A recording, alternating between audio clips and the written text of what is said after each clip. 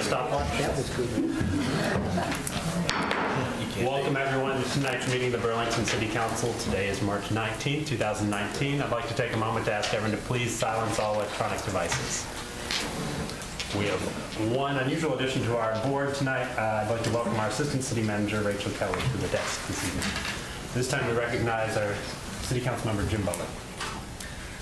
Let us pray. Father, we're so very thankful for the bright sunshine, the warmer weather that we're experiencing as we head into spring. And Father, we're so very thankful that you blessed us with such during our downtown event this weekend. As we turn our attention to the business of our city, Lord, we ask that you bless this council with knowledge and wisdom from above, that our decisions be based upon your guiding hand. Thank you, Lord, for our city staff, for all departments that provide the necessary services to our residents, and please bless each and every one of them in a very special way. We ask these things in your name. Amen. Amen. This time we recognize our interim city clerk, Beverly Smith. Members of council, it is my responsibility to remind you of your duty to avoid conflicts of interest. I ask if there are any potential conflicts in tonight's agenda items. Before council are minutes from March 5th, 2019 City Council meeting. Do I hear a motion to approve those minutes? So moved. Second. All those in favor, please say aye. Aye. All those opposed? Minutes have been approved. Before council is the agenda. Do I hear a motion to adopt the agenda? Make a motion that we adopt the agenda. Second. All those in favor, please say aye. Aye. All those opposed? Agenda has been adopted. Next is our consent agenda. These items are typically non-controversial. If anyone has any questions about them, please let us know. Item A, to adopt the 2019 Local Government Agencies General Records Retention and Disposition Schedule, issued March 1st, 2019 by the North Carolina Department of Natural and Cultural Resources. Item B, to set a date of public hearing for April 2nd, 2019, to receive community comments on modifying and scope reduction of the Willowbrook Arboretum Commons building. Item C, to reclassify a position in the Public Works Department from an Assistant Sanitation Superintendent position, level 25, to a Sanitation Services Supervisor position, level 22, effective upon council approval. Item D, to approve Budget Amendment 2019-31 for Recreation and Parks to use funds allocated to host the 2019 Conference Carolinas Spring Sports Festival. Item E, to approve Budget Amendment 2019-32 for Animal Services to use funds from a donation allocated for the purchase of equipment and supplies for the new Animal Services facility. Do I hear a motion to approve the foregoing consent agenda? So moved. Second. All those in favor, please say aye. Aye. All those opposed? Consent agenda items have been approved. We have 3 public hearings this evening, the first of which, the public hearing has been set for citizens to comment on area housing and community development needs for the 2019-2020 Annual Action Plan. This time we recognize Community Development Administrator Sonia Randall. Thank you, and I'm so glad to be back. Glad to see everyone. At its meeting on March 5th, the City Council set a public hearing date for today for citizens to comment on area community housing and development needs for the city to address in our 2019-2020 one-year annual action plan. The one-year action plan is a detailed budget for our community development division, focusing on all the projects that the community division does for the 2019-2020 fiscal year. The public hearing today was advertised in the Burlington Times newspaper on March 6th. To date, we have not received any public comments down in the Planning and Community Development Department. Tomorrow at 3 p.m., we will have nonprofits and business owners meeting in the municipal room to discuss housing and community development area needs so that we can get to people who weren't able to make it to the City Council meeting tonight. We will also host a series of 3 community workshops out in the area. The first one will be March 26th from 6 to 7:30. And that one will take place at Glen Hope Baptist Church. We will have another one March 28th from 6 to 7:30. And that one will take place at the Kernodle Senior Center. And then the last one will be April 9th from 6 to 7:30. And that one will take place at the Mako Community Center over at North Park. And so all Burlington citizens are welcome. City council members and also Burlington staff are welcome as well to come to talk about housing and community development needs. And I also wanted to refresh council's memory just a little bit on the CDBG budget. So for fiscal year 2018-19, which we are currently in right now, we did receive $458,622 in Community Development Block Grant or CDBG funds. On the home side, our Home Investment Partnership Program, and for the city and the county, we did receive $315,393 combined for the city and for Alamance County. So the CDBG and the home allocations have not been released yet. So even though we are starting to discuss and to talk about how to set our budget for the 19-20 fiscal year, our CDBG allocation has not been released yet by HUD. Some of you all may know that the president has zeroed out or has not recommended or proposed funding for CDBG and home funds for this year. That is nothing new. He has actually done that for the past 2 fiscal years. And then actually this past fiscal year, we actually received an allocation, grant allocation more than what we had received in the past 3 or 4 years. So even though President Trump has proposed to zero out CDBG and home funds, we do have people working on our behalf, not just City of Burlington, but all municipalities across the country. We do have the National Community Development Association that is lobbying on all municipality behalves to lobby for the full funding of the CDBG and the home program. And they've done a great job each year. And again, like I said, they were able to lobby and to pull together last year, and all municipalities across the board received more CDBG funding than expected. So we are doing the same thing with our lobbying efforts, which does include talking to our congressional officers in this area, our representatives in this area, and sending them dear colleague letters. And then also signing on, the city does, every year I sign on behalf of the city as a supporter of CDBG and home funds in the Transportation, Housing, and Urban Development Committee. So at this time, I have no further comments on CDBG and home for the next fiscal year or anything in terms of the area housing needs, so I will yield to Burlington citizens. Any questions from council before we begin the public hearing? All right, this is a public hearing. If anyone on this side of the room would like to speak. Anyone on this side of the room? Do I hear a motion to close public hearing? So moved. Second. All those in favor, please say aye. Aye. All those opposed? Public hearing is now closed. Thank you, Sonia. Thank you. I would like- Mayor, can I bring something up real quickly? And this might not be the appropriate time, but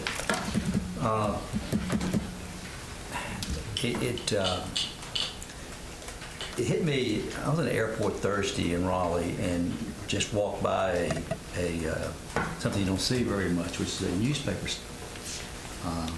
stand. It had the Raleigh News and Observer. It was a weekday paper, and I looked, and the fee was $2 to buy a newspaper. You know, we talk an awful lot about public hearings, and I'm not saying this would make any difference, but on this process here, which should be of concern to a number of people, we've had nobody to speak, to respond. My question is do we need to look at other options? And I'm sure we have, but we need to really begin to analyze is it people or not just don't come out to speak, or with the changing times in terms, especially the written media, are we in a situation where we've got to look at other options to at least get people to understand that these opportunities are available? I think Kathy told me the other day that I have not taken the News Observer for a while, but you can get it online, but a little cheaper. But if you get the News Observer delivered here in town now, it's $700. $700 a year. So, now, that is this has gone on for a while, but that's an enormous change. And I know we do things, obviously, electronically, but my concern for some of the people that really, I think, needs to understand and be involved in this program is, I'm not sure if they have the opportunity or if they have availability of electronic communication at times. So, I don't have the answer, but I just believe it's something that we need to at least to think about. No, and I definitely agree with you. I will say that just from I don't want to tell my age here, but just from over my 15 years of experience in housing and community development, working with municipalities, is that across the board, when it comes time for CAPER, we have public hearings for our CAPER, which is our end of the year audit, and even this time for the beginning of the year for the annual action plan, it's not just the city of Burlington. A lot of municipalities, it is hard to get citizens to come out and to speak at a public hearing. And sometimes it is not really an issue of being able to disseminate the information to them, but often it's just because people just generally don't understand the process. So I noticed that because I had kind of left the housing and community development field for a while and, worked on legal things and came back, I saw that, hey, this is still an issue. It was an issue back then, it's still an issue now. So, like I said, one of the things that I thought to get more public involvement is the reason why I do host these community workshop meetings. So for instance, the one tomorrow is specifically geared for nonprofits and small business owners here at the city of Burlington. Anyone is welcome to come, but we do gear that one towards those stakeholders. And I separate it out that way just because Burlington citizens and then business owners and nonprofits usually have a different goal in mind and how they think that CDBG or home fund should be spent. So I kind of like to separate them up. I do allow if a citizen wanted to come into the meeting. I think last year when we had the meeting was the first time that we did that, was last year for the annual action plan. We did have 2 citizens that came in and they participated and it was great. We did have a lot of feedback and turnout at that meeting last year with the nonprofits and with the business owners.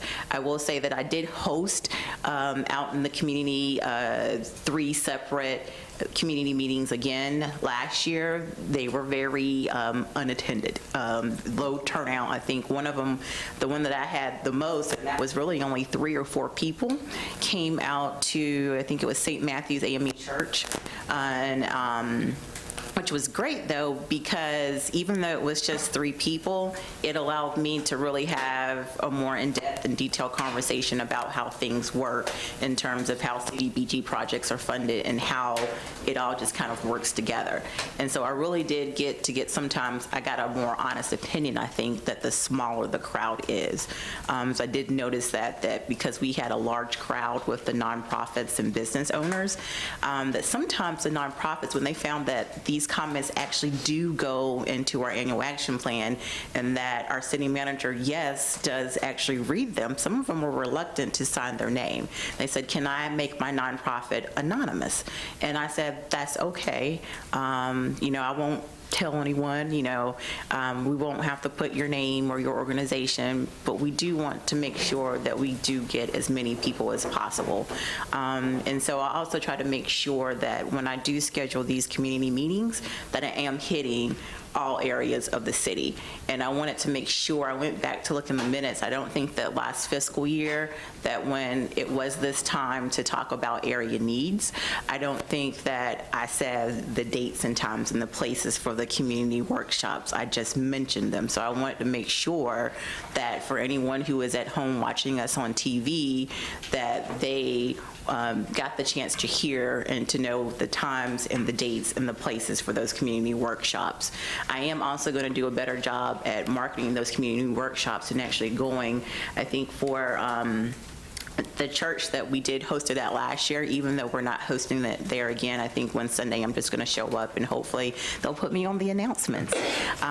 So I am going to put some flyers up at the Coronado Senior Center, and we do have money in our budget to put ads in the paper, but also I want to try to put some marketing efforts actually on the radio, and I've talked to Morgan, and actually have to get with Morgan about that, about advertising for that. So we do recognize that, and I do understand, and it's something that I agree with you on.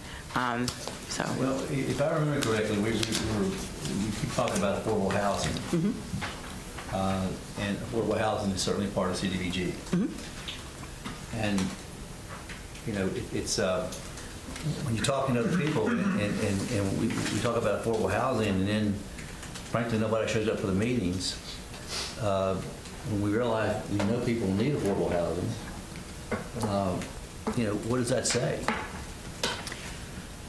Well, so I'll say from what I used to say to people when people would think that housing doesn't matter.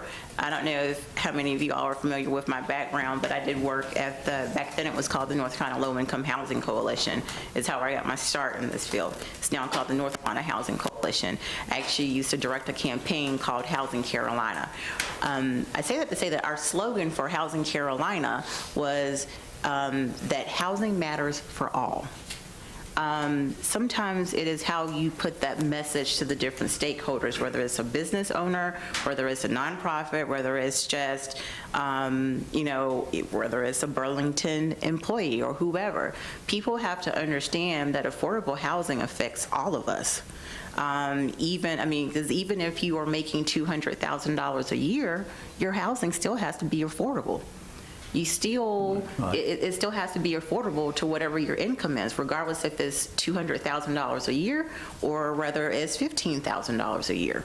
Everyone needs affordable housing, and we also have to understand that affordable housing has this trickle-down effect where if, it'll affect our employment base here, that if people can't find adequate housing, then, or if adequate affordable housing is not, is far away from a transportation center, or is not somewhere where they can catch a bus to their job, it affects how they get to a job. It affects their health care. It affects education. It affects everything. And so housing is important for all people, and I think that's the message that we really need to be telling people, is that no matter what your income is, no matter what your job is, no matter where you work, no matter where you live, no matter what your religious beliefs are or anything, is that affordable housing is important for everything that we do in our lives. So I think that others that work in the field, we need to do a better job at it. And also the other thing, and sorry, I used to actually be a professor, so I'll start talking about housing and community development a lot. But the other thing that I think that people do need to understand about affordable housing is that, in community development specifically, is that it's not just affordable housing. The way that I talk about how affordable housing is connected to education, healthcare, crime, anything you could think of, we have to think about how it's not just affordable housing. We have to think about it as neighborhood development, neighborhood improvement, community development. And that's really what it's about, is that we're trying to make communities better. So I'll get off my soapbox now. Thank you. Harold, I appreciate you raising this point. I think it is good. We've had some conversations previously on how we change our strategy on getting citizen feedback, whether it's the Green Lane Bicycle Plan or getting citizens involved on boards and commissions, and we've seen some good movement, but as your conversation illustrates, there's still more progress that needs to be made. So, is that something you'd like to see us explore further? I just know when Representative Price had part of our district, and he was always a huge proponent of CDBG at the national level, still is. But when you went and talked to him, he would ask that question, how many people came to your public hearings? And frankly, it's always seems to me been dominated by the nonprofits who do great things in terms of some housing. I get that. And maybe that's the route it needs to go. I'm not sure, but it's just I think it's a question that as everything gets more competitive, you know, we need to make sure that people understand how important it is to speak up one way or the other, just not expect it's going to happen. There's also an empowered group of citizens looking at housing issues, and Sonia's been involved with them as well. And I don't want to say I'm counting on them to show up for these meetings, but I think talking to people one-on-one who have a stake in this particular issue helps a lot. You know, the advertising is wonderful, but if you know people are involved in the community around these issues and you ask them to please come, they show up typically. If it has an impact on them, they will come. So Yeah. I'm Yeah. counting on Let's hope so, yeah. you getting some people. Yeah, hopefully at the next public hearing that we have for the draft of the annual action plan, we will actually have more citizen comments. So that is typically what happens, is that we have more comments at that second public hearing. I appreciate your comments about the budget regarding these funds. So that was a topic that we discussed up at National League of Cities last week as well. So a lot of our municipal officials were all there sharing stories about how these funds are put to use directly in our communities. In fact, these are some of the most efficiently spent funds the federal government doles out. So we were able to share from Burlington, thanks to the work of staff and I think some from your department, some of those exact projects and the number of people they've been able to impact, which is incredibly helpful for our representatives. Any other comments on this item? Thank you. Item 2 on our public hearings. The public hearing is set to consider adopting an annexation ordinance for the Alamance West Apartments contiguous voluntary annexation. This time we recognize Assistant Director of Planning and Community Development, David Beal. Thank you, Mayor, members of council. The city has received a petition for voluntary annexation for property located along Bonner Bridge Parkway, and it consists of approximately 14.348 acres. The property is contiguous to city limits, and the request is part of a previously approved conditional rezoning requirement. There are no anticipated development costs with accepting this property into the city, other than a one-time payment, $447.90 to the Elon Fire District, which currently serves this parcel. This is a public hearing. Staff's available to try and answer any questions you may have, and Mr. Thomas Johnson, representing the petitioner, is present as well. Any questions from council before we begin the hearing? All right, this is a public hearing. If anyone on this side of the room would like to speak? Anyone on this side of the room? Do I hear a motion to close public hearing? So moved. Second. All those in favor, please say aye. Aye. All those opposed? Public hearing is now closed. Do I hear any motion regarding action on this item? Make a motion that we adopt the annexation ordinance effective March 19th, 2019 at 11:59 p.m. Second. Any questions regarding the motion to approve the annexation? All those in favor, please say aye. Aye. All those opposed? Motion is approved. Item 3, a public hearing has been set to consider adopting an annexation ordinance for the Huffman Point contiguous voluntary annexation. At this time, we again recognize Assistant Director of Planning and Community Development, David Beal. Thank you. The city has received a petition for voluntary annexation for property located along Long Pine Drive, consisting of 49.049 acres. The property is contiguous to current city limits, and the request is part of a previously approved development requirement. There are no anticipated developmental costs with accepting this property into the city limits, other than a one-time payment of $639.06 to the E.M. Holt Fire District. I would like to point out, at our work session, Mayor Pro Tem Hikes asked a question about some property along the roadway here on Grand Oaks, and actually south of the Grand Oaks line. The previous map included a right-of-way section that was shown, and that was in addition to the subject lot. So this new map accurately reflects the annexation petition by the owners and the meets and bounds that were provided with the petition. It is a public hearing. Staff's available to answer any questions you may have, and Mr. Carson Holyfield is present tonight representing the petitioner. Any questions from council before we begin? This one's already under construction, is that correct? Yes, ma'am. Any other questions? This is a public hearing. If anyone on this side of the room would like to speak? Anyone on this side of the room? Do I hear a motion to close public hearing? So moved. Second. All those in favor, please say aye. Aye. All those opposed? Public hearing is now closed. Do I hear a motion regarding this annexation? Move we adopt the annexation ordinance effective March 19th, 2019 at 11:59 PM. Second. Any questions regarding the motion to approve the annexation? All those in favor, please say aye. Aye. All those opposed? Motion is adopted. Thank you. That concludes our general agenda items. We have no additional public comment today. Do I hear any council comments? I have a couple, Mayor, if I could. First of all, I attended the St. Patty's Day bash and Saturday night was well attended, and I'd like to commend and thank those all that were involved and responsible for it. It seemed like everybody had a good time. It was well attended, and it was just, I think it's a good community event, and it brings a lot of people out.